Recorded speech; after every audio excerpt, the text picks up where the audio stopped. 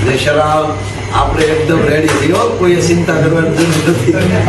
માયાભાઈને રાત્રે લાવ્યા ત્યારે ખાસી ક્રિટિકલ હાર્ટ એટેકવાળી કન્ડિશન હતી અને લગભગ રાતના 12:30-1 વાગે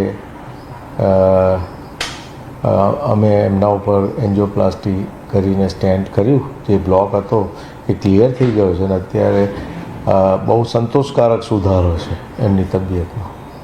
અત્યારે ખૂબ સારી છે અને બધું સ્ટેબલ છે. અત્યારે કોઈ પણ જાતની કોઈને ચિંતા કરવાની કોઈ જરૂર નથી. અમે રાતથી અહીંયા છીએ અને બહુ વ્યવસ્થિત છે, કઈ તકલીફ જેવું નથી. ગઈકાલે ડાયરામાં ગયા પહેલેથી જ તબિયત એમની ખરાબ હતી કે કઈ રીતે અચાનક તબિયત બગડી? હા, બપોરથી થોડી ખરાબ હતી એમની, પણ કલાકાર જીવ છે એટલે એમની એવી ઈચ્છા હતી કે હું મારા પ્રેક્ષકોને, મારા જે મને સાંભળવા આવ્યા છે એમને હું થોડી ઘણી વાર સંભળાવીને પછી હું જાઉં એમ.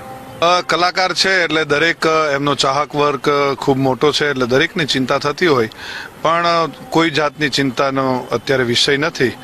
ખાલી ઓબ્ઝર્વેશનમાં ખાલી ડોક્ટરે એમને રાખ્યા છે. તબિયત આતાની એકદમ સારી છે અને એથી વિશેષ કહું તો એમના ગુરુ મહારાજની અને માતાજીના ખૂબ આશીર્વાદથી માયાતાની તબિયત એકદમ સ્વસ્થ છે. કોઈ પણ જાતની કોઈ તકલીફ નથી એમને અને અત્યારે એકદમ સ્ટેબલ છે.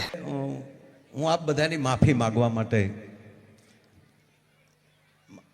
મારો કોઈ એવો ઈરાદો નથી કે હું અહીંથી અત્યારે નીકળી શકું, પણ આપ બધાને હું ખૂબ દાતાઓને પ્રણામ કરું છું, તમામ વડીલોને પ્રણામ કરું છું. પ્રમ દિવસે સીએમ સાહેબ પધારે ત્યારે પણ બધાએ ભાવથી, એટલે અત્યારે રાસ ગરબા માટે ની વાત છે કે બધાએ રાસ ગરબા રમજો અને તમામ વડીલોને ક્ષમા માગું છું કે આઈ એમ વેરી સોરી, ક્ષમા કરજો. સર્વે કહેવાય કે જે દેવસ્થાનો છે એ દેવસ્થાનોને માનીએ છીએ. સાહેબ આપણા ઘરે મહેમાન તરીકે આવ્યા છે, કાર્યક્રમ કરવાનો હતો, બહુ સારું આયોજન હતું, પણ પરિસ્થિતિ એટલી ખરાબ છે. ડૉક્ટરોનું એવું કહેવું છે કે એમના છાતીના દુખાવાના કારણે એમને હવે બોલાવ્યું છે નહીં. માટે આ કોઈ કુદરતી કદાચ કોઈ એમના તરફીનું જે કાર્ય છે એને આપણે બધા વધાવીએ. આપણે બધા ભગવાનને પ્રાર્થના કરીએ. સાહેબ આપણે બધા પ્રાર્થના કરીએ, ભલે આપણે આપણો સમય બગાડ્યો છે, આપણે અહીં આગળ બેઠા છીએ, પણ ભગવાન માતાજીને પ્રાર્થના કરે કે માયાભાઈને કંઈ ના થાય. સાહેબ આ જુલાસણ ગામની એક કહેવાય કે આપણી માતાજીને એવી પ્રાર્થના કરીએ કે હે માં એમની રક્ષા કરજો.